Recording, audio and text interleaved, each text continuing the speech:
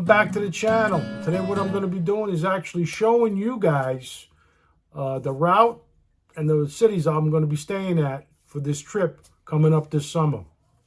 Listen, it's only 4 months away, and as we all know, time waits for no man. So sit back and enjoy. But before we do that, hang on a second, before we do that, if you've been to some of these cities and you know some cool things to do, let me know. Put it in the comments, all right? Because I'd love to go check it out. I already have a list of things I want to do and things I'm going to go see. But hey, if your things are better than my things, I'm definitely going to do your thing, all right? So leave it in the comments. So without further ado, let's get to the video and jump right into it. Hey, so let's get started. So I'm going to start bright and early, the first day of the trip, around 5 o'clock, just to try to beat the rush hour traffic going into the city. You know, if you don't know, rush hour traffic going into New York City is horrendous. And God forbid somebody should have an accident, you can find yourself a couple of hours sitting in traffic, not moving. And I don't really want to be caught that way on the bike, you know, because it could be a real pain in the ass. So hopefully I'll pass the city with no problem, and I'll be heading up to Niagara Falls. I'm actually going to be staying on the Canadian side, so there is a Canadian crossing there.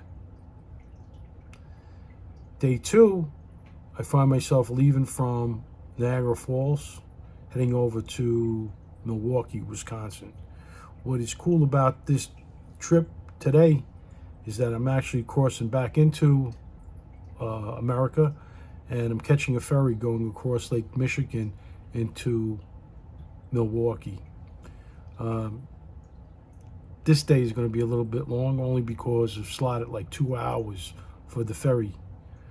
I mean, it's long. It's not going to be too bad because I'll be sitting back, relaxing on the boat, you know, taking in the scene. After staying in Milwaukee for 2 days, I'll be actually going over to Sioux Falls for the evening. Really not much to say there. It's only 1 day stay. From Sioux Falls, I wind up going over to Rapid City. Rapid City, I've been there before. I like it. I'll be spending 2 days there. This way I could get some sightseeing done in the lower half of South Dakota.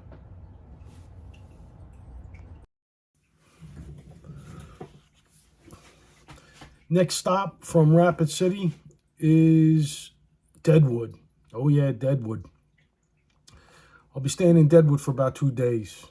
And in between Deadwood and Rapid City, there's Sturgis. So I'll be stopping in Sturgis. Probably when I get back up to Deadwood, I'll probably come back to Sturgis. And then after that, go back to Deadwood and then head into Wyoming. And then come back to Deadwood. So it's pretty much planned out what's going on over in Deadwood. Can't wait to see that place. A lot of history there. And the significance of Deadwood for me on this trip, it's a laundry. It's laundry day. Because I'm only going to pack for 7 days. And that should be the mark where I'm at. I love sweet potatoes. They're very healthy for you, by the way. You should eat them. They're good.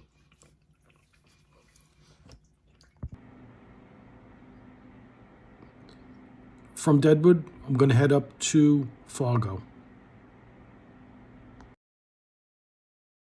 So once I get to Fargo, it's going to be a 1 day, 1 night stay there.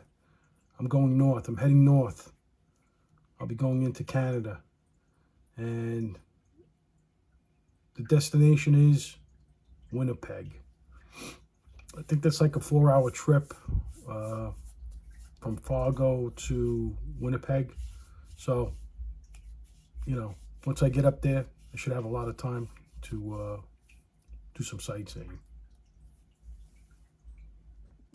Did you know 90% of Canada's population is situated along the United States border? I didn't know that until I started looking into Canada. So, who knew? But anyway, from Winnipeg, I actually go over to Thunder Bay. And I got to be quite honest with you, I don't have a clue what's going on over at Thunder Bay. I don't.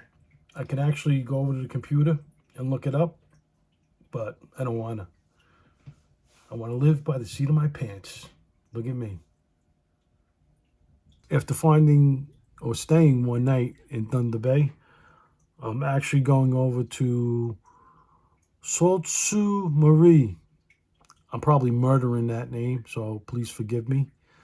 Cool thing about this particular city, it actually sits on the border of America and Canada.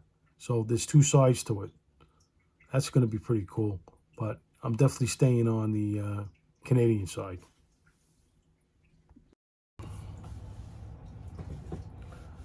From there, I'm going to proceed to a little small town called South Baymouth. There, I'm going to actually catch a ferry over to a small little town. I believe it's pronounced Tobermory. And from there, I'm going to follow the route heading south back into Niagara Falls. Once I get into Niagara Falls, I haven't really made the determination just yet as to where I'll be staying as far as the Canadian side or the American side. I don't even have a hotel I'm looking at this point. As far as the hotels are concerned, I wind up picking or sitting down and doing all the research on all the other hotels that I'm going to be staying at. But this is the one day I really don't have. I mean, I think I'm out far enough from the trip where I can make that decision a little later on. I don't think I'm going to actually pick up the phone and start making reservations. Probably, I want to say a month and a half before the trip. So, we'll see. But getting back to the trip, after Niagara, then I'll be going home. I'll be taking a nice, easy ride home, and God willing, you know, everything will turn out good, great, wonderful. So I just have my fingers crossed. So this will be actually the longest trip I ever took on a motorcycle. The only other trip I actually took that was like, had some significant mileage in my travels was from Long Island up to Lake George. And those of you that ride a motorcycle that are watching this video right now probably are laughing at me, you know, because I know some guys, they do that trip back and forth like every day. Me, could I do it every day? I don't know, maybe. On this particular bike, the odds are probably good. I had this bike out the other day, nice beautiful day. I took it out onto the highway, not to drive crazy or anything. I'm not a speedster, right? I'm not a speed demon. I like to take it easy. But I just found it amazing that I wound up looking down at my speedometer and I'm actually doing like 90. I mean, believe me, I'm not encouraging that type of speed, but it just goes to show you that on these particular bikes that you can do that speed and it just feels like you're doing 55. That's how comfortable these bikes are, really. So, I mean, that's one thing I gotta watch, you know? So there you go.